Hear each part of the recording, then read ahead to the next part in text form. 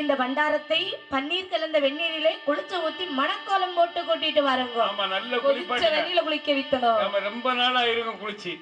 அவரை நல்லா குளிப்பாட்டி அழகா சேவிங் எல்லாம் பண்ணி அத்தர் பொண்ணுக்கு ஜவ்வாதி எல்லாம் தளிச்சு குட்டுவத்துக்குள்ள நல்லா முக்கி அழகா திருநீர் எல்லாம் அணிந்து நல்ல சந்தன கலர் வேஷ்டி, சந்தன கலர் சட்டை, 2 கடுக்கம் எல்லாம் போட்டு சிலுக்கு சட்டை அதான் சொல்லிட்டோம்ல, சந்தன கலர் பட்டு சட்டை. அதாவது எந்த ஒரு மாப்பிள்ளையா இருந்தாலும் சரி பட்டு வேஷ்டி பட்டு சட்டை, ஆனா கடுக்கம் காலில் 2 மெட்டி போடுங்க. அந்த காலத்துல ஆம்பளைகளுக்கு தான் மெட்டி.